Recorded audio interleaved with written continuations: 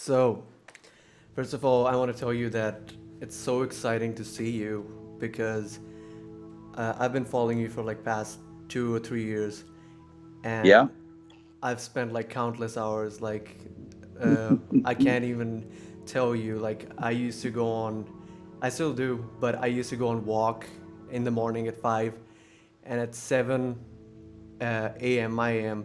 your p.m. you would come on, and I'd see Rick Beato live is live, and I would open it up. At one point, I was like so obsessed with it because whatever you were saying, I feel like you can't teach anything else but just like how your mind is, how you think, because everything else is there to learn, and we live in the 21st century where like everything is so accessible. Yep. I felt like your channel was like not just for the information, but the way you think, because I feel like a lot of problems come from not thinking in the right direction. Hmm. I want this interview to be more of a conversation than an interview. And the first question I have is I want to give a background to the question so you understand where I'm coming from. Uh, Yep. well, the way I see music now, recently, especially after, exploring your channel and other influences, I feel as if, uh, everybody has different ways to classify what music is. And for me, I feel like stretching your ear is very important. And I'm sure you believe that too. And so my question is that I believe that any sound has the possibility to be music, and any sound is music. You could say that. The question is, what is music to you? And to add more spice to it, like what isn't music? Well, I think that music involves organization, some type of organization for it to be music. If I'm knocking on a door, is that really music? Depends, I guess, on what you put around it, what you organize around it. So, um, a non-random succession of sound, I guess, would be music, or non-music would be a random succession of sound. But So, if I take your example of knocking on the door, because I believe yep. that anything that causes emotion with from sound is music. Like because and if you knock on the door, we do get some sort of emotion. I think like if you hear any sound, that I can't think of any sound that wouldn't cause emotion in me. So like, what would you? Well, that's actually a great point. I'm going to rethink that then. Maybe knocking on door was not a good example because there's a certain expectation that comes with that, and Some fear, some could be anything. fear, could be anything. Yeah. This question was asked to me in a lesson, and his name is Jacob Peck. He's a great guitarist, and he makes these like sounds that are more like like people like Derek Bailey and other people. Like when people listen to that stuff, they just go like, it's all random. But I feel like all the music that is created, any sound, intentional or unintentional, whether you like it or not, it could be considered music. The way we are talking right now, we are constantly moving around some intervals, microtones. Like, so my question is, where do you put like the stop to? Okay, this isn't music, because I know you have thoughts around this a lot, and I've seen you talk about it. I have a lot of thoughts around it because I have people that will comment on things. Well, this isn't music. Things that a video I did 2 days ago that has odd intervals in it that I'm playing on the guitar, and there's like, this isn't melodic, this isn't music, and Yeah. everybody has their own definition of that. I think that I have a pretty broad definition of music, or things that I look at it more as the things that I find interesting to listen to, and I'm a person that will listen to music strictly based on the sounds, even on songs that I don't like. There's some pop music that I like the bass drum and bass sounds on it, and I will listen to it because the blending of them. There's this pop song, this pop artist Mabel, and it's just this ridiculous song. And some of my friends make fun of the fact that I like the way the drums and bass sound on it, and it's just a cliche pop song, but I enjoy hearing how fat the low end is on it, even though I don't even listen to the song. I just listen to that. Yeah, So I just take an aspect of it. and maybe that's because of the contrast where you guys are coming from, because you're coming from a production background and you have like learned, because production is all about layering stuff, like layering Yeah, different sounds, and when you layer different sound, you get like this sound that you can't achieve from like one instrument. exactly.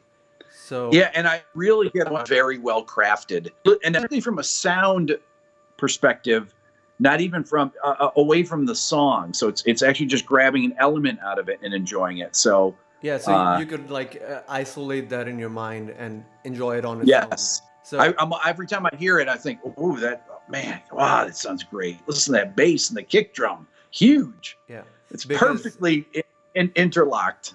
if you think like as a listener, so a novice listener especially, they wouldn't be able to just point one thing out of something like bigger. So that also leads me to reproduction of sounds, because you said you could isolate stuff and you've like spent, so how old are you now?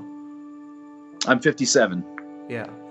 So I'm 24 right now, and you're 57. So like we're almost like you're almost twice my age. So like big generational gap. I feel like reproduction of sound is very important, and I've learned that a lot from you, like in your head, because a lot of people just go by years and years just playing music, and they do not learn that they have to reproduce the sound. Because I think not just sound, all of our senses could be reproduced in our head, like visually. If I tell you there's a dog in the park, you can see the dog in the park. Absolutely. And if I tell you about a smell, you can sense the smell if you've ever experienced it. How much do you think uh, you hear? Last night I was watching your live video where you were talking about isnt and how he's the greatest improviser. You feel like not enough people listen to it, and that's true. And he could hear anything he imagined. What would you say? How much can you listen to it? I mean, I think that you can't even measure that because you don't have a measuring stick for that. How much you could listen, how much you can't. Yeah, it's hard. That's hard to say. That's hard to say. Being able to imagine music in your head is an incredibly important skill. Audiation, being open to different types of music, kind of goes back to your first question. I wouldn't say a high tolerance for sophisticated music, but I like things that are simple and I like things that are really complex. I like things that I'm moved by, and there's just so many different things that I find interesting. But on the highest end of the scale, it's isnt music, things like that. What I came find that first, simple music or complex music?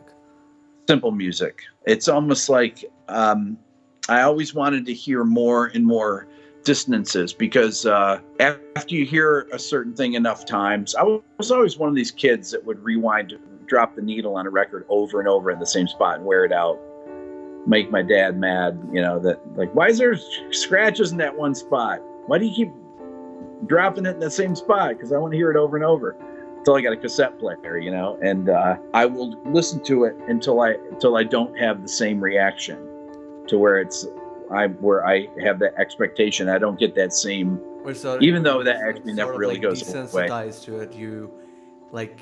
Perfect. Yes. Yeah. And I think that's a big part of it.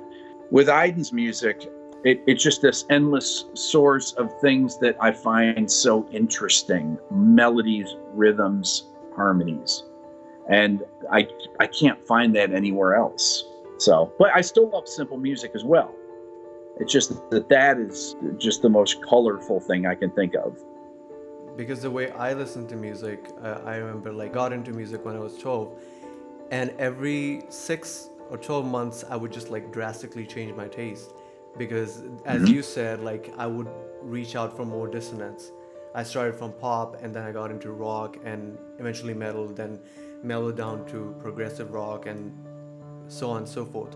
And it feels like it's like a continuous journey leading to jazz and classical, because that's a lot music comes from, especially Western music. But like there's another perspective where you have to listen to one thing over and over, because sometimes it's not in your head enough.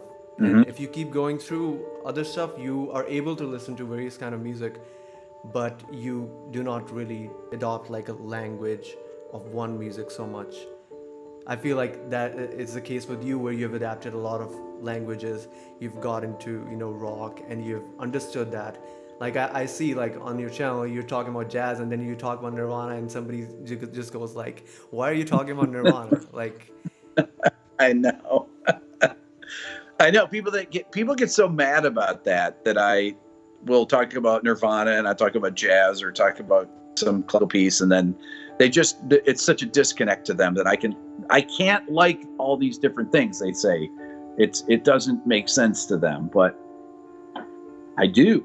when I got into jazz, I didn't know the distinction between jazz fusion and jazz, and when I got to know that, for a few months I felt like everything else was not as good, and I got into that mode where I was just like listening to other stuff and I was like, this is not good. But eventually I got over that, because it's like when you get into something, you feel like that's the pinnacle and nothing else matters. But I will say this: it's you made an interesting point. I was thinking about this when you said it,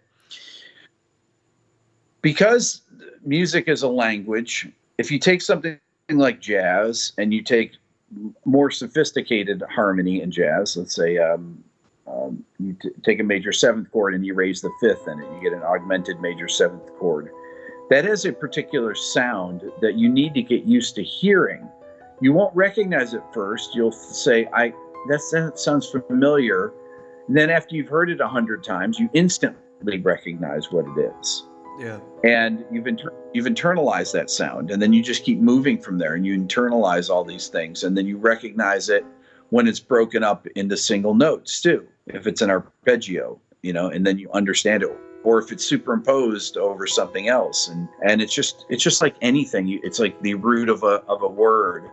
If you think of university, uni, you recognize these as you get more and more. You could see it frozen, and you could see it as separate. Correct.